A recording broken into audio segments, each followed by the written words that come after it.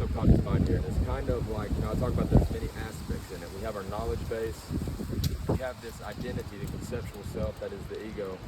And it all comes together to sort of suit or dress the world we live in our understanding. It's like our understanding, the subconscious mind.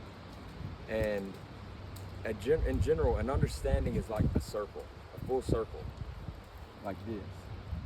Like that's an understanding. And if this understanding is our subconscious mind and we're seated in the middle of it,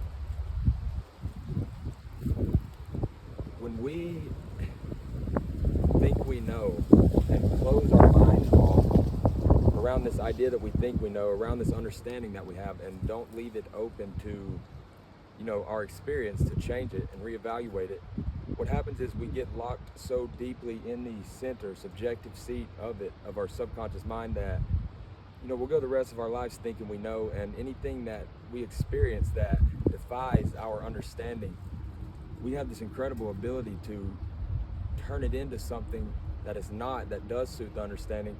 Just say it's bullshit or whatever, we find some way around it. And eventually what happens often is an experience comes along that forces you to reevaluate your understanding, your subconscious mind.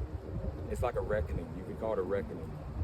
And as far as I'm concerned, that's the only thing that's going to give you the power and drive that's needed, that it takes to reevaluate yourself, reevaluate your understanding.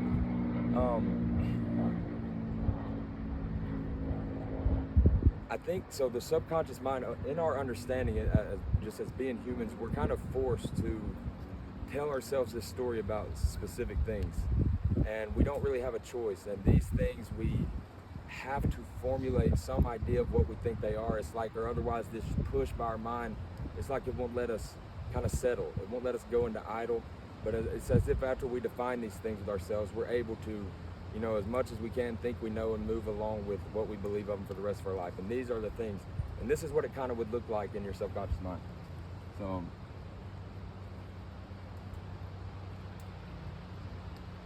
here we are.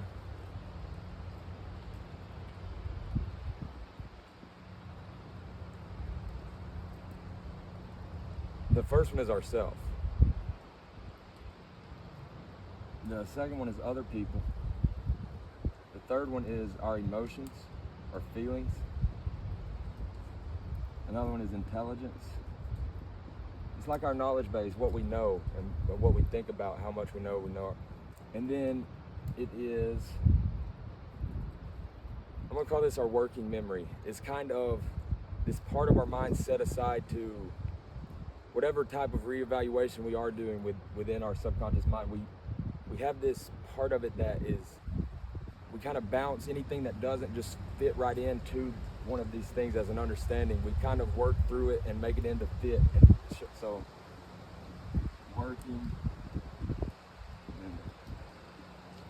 All right, so what I'm talking about here is ourself and our conceptual identity that is held within our subconscious mind. So all of these other things, they seem to be separate from us. And what happens is, at first, our first creation or idea, we have this bodily self, and then we have a conceptual self. It's kind of our identity, what we think about who we are, our ego. And at first, this self is our lower self, or our ego. And we sit in this seat right here and evaluate all these other things as if they are separate from us. And we kind of get lost and isolated in the seat of our ego. The ego is the lower self. And the problem with this is you get lost. You lose. So, it's an incredible pressing question on our mind is, who are we? Who am I? Anytime we aren't sure who we are, we race to find some other group of people that we can, mesh into and feel at home, like we have a place, like we have an identity. And when we are as the lower self or as the lower ego is when we've closed our mind off around these other ideas as things that are separate from us. And in order to find ourselves, our higher, eventually these things, our experience happens, and it shifts. It's almost inevitable that an experience is going to come along that just does not coincide with your understanding, and you're going to be forced to reevaluate these other aspects of what you know, what you think you know. And eventually it gets so demanding of just like batting up a balloon. Your idea of how you feel and your emotions will start falling. It'll just start this free fall. And you can bat it up, but eventually you're either gonna, no offense, become dumb, have to dumb yourself down to think you know and act like you know, or just latch onto other people that will, feed that idea and feed this idea of who you think you are. Or you're gonna have to reevaluate it. And I'll just say I'm not very political at all, but a perfect example would be what's going on with politics lately. Just as a Democrat or Republican, say as your identity and your ego, you had this idea, I'm a Democrat or I'm a Republican. Well, it seems to me that both of the parties kind of went absolutely radical in their either direction and booted a lot of people out of that as a sense of identity, and they were forced to say, okay, you either had to keep identifying fully as a Democrat and kind of look however they're looking, or just continue to identify as a Republican, and you would become extremely radical in either direction. Or you're going to have to reevaluate and find some middle ground to understand, that's not who I am. And things like that take place that eventually lead to us losing ourselves. Our idea of others will start falling apart. Our idea of ourselves will start falling apart. How we feel about that alone shakes up the whole idea of our emotions. We don't really know how we feel about it, although it's not good. And we lose ourselves. We lose our mind. And that's not such a bad thing. In fact, if you're identified as your subconscious mind, as your lower self, before you stand a chance to find yourself, you have to lose this first lower self that we establish as our identity in our mind. And when that happens, an ego death, maybe you've heard of an ego death, people have ego deaths. That's when everything you think you are all at once just kind of crumbles, and you have no sense of self, no sense of identity, very unstable, and your entire life will come to a pause as you're forced to do nothing but reestablish this more stable idea of who you are. And from that place, a lot of the times, unfortunately, we will sink deeper back into the seat of where we just were and try to put heavier blinders on and run faster than we were just running. And if we go back there from this point of objectivity where we're snapped out of the subjective seat of it, and now we're looking at all this stuff as what we were just identified with, and realize intuitively at a glimpse of objectivity that when you point your finger at something, you intuitively realize that it's not who you are. Okay, so our ego dies, and now we have no lower self, and it's from here that we establish we can either, as I said, sink back deeper into the seat of our lower self, or become our higher self, find ourselves. You can get re-lost in all of your ideas and beliefs about what you think you know.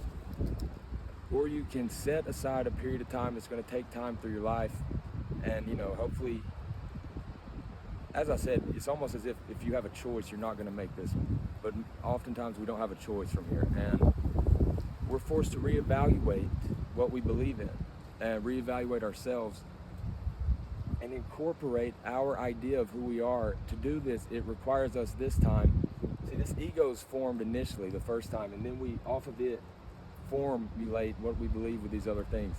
Well, this time we're forced to incorporate ourselves into and back out of each of these aspects. And when we reincorporate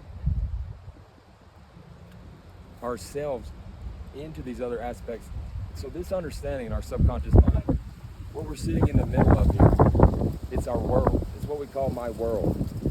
The world we live in, this understanding is of the world, and it's unfortunate that just happened. But we're gonna go with it. Yeah, I had a tough time setting this up. Where was it? This circle, our understanding here, this is our world. You would say, my world. Okay, this is what comes falling down and stops making sense. And it's the world, we live in our world, so it's why it's so pushing and forcing upon us to reestablish what it is. The second time after our ego dies, our lower self dies, and we get this moment of objectivity, we're now separate from ourselves. And in order to reestablish a sense of identity, we are forced to work it through each of these other things. And what we find in doing that, so we're looking now at the world we live in. We thought this world to be separate from us, and now we're looking at this world that we live in, and in order to reestablish this idea of who we are, we're forced to incorporate a why. The real thing is why. We're forced to answer why. Why do we see others the way that we see others? Why do we feel the way that we feel? Why do we know and think we know what we know, and how do we use that to formulate this world that we're living in? And in the answering of that why, what we realize is it's not, all of these other things are not separate from us. They are what we made them into be. And through evaluating that, we find ourselves in these other things. That is our world, that we realize ourselves to be the entire world we're living in. Not through the objective, you're forced on this inward journey, and you wind up going back out with it, but with this awareness, with this idea of why, and being forced to answer for why you see things the way that you do. The direct answer to the question why that you come up with is now an understanding that you have of yourself. It's no longer an understanding you think you have of other people. You see why you saw other people. We don't see other people the way that they are. We see other people as we are. You understand why all these other things have the clothes on that they're wearing. Is because you dressed them. Not knowing, from the subjective seat of this ego, you painted a picture of yourself so clearly, and often that's what initiates this reckoning. We start realizing, from this subjective seat, we're incapable of seeing that it's us that we're looking at. When it gets so obvious that other people aren't that way, I'm making them to be that way, I'm recreating traumas from my past, we start to see ourselves in our external environment, and that's what throws us back inward at it and winds up popping us free from it, from the seat of the subconscious mind. And that's consciousness. It requires, when you look at this, when you get popped out of this seat of the subconscious mind, you're conscious. You're seeing through the conscious mind for the first time. You're no longer identified as your subconscious mind. And it's not, and so to find yourself is to reestablish, reevaluate your entire understanding back around this realization that all the parts of it that you have to filter through and knock down and reword, answer with yourself why that is how you find yourself. So you can forget about this. You go back through all these other things and reevaluate them in a place where they settle, and where your experience, as you're filtering in this experience you're having, doesn't, cause chaos. So you have some orderly understanding, and then you wind up sitting back in the seat of your higher self that is now your conscious mind. So this closes off kind of without you. And all of these other things become an extension of yourself from the conscious mind. So now you're conscious. You were just seated and identified with this world and all these other things that you live in. And at the end of the day, this is now become, it is yourself. At first, it wasn't yourself. At first, it was other people. It was emotions. It was working memory. It was all the things you've learned and think you know. Well, now you see clearly that this is a projection of yourself. And at the end of the day, myself turns into my self. And you're now forced to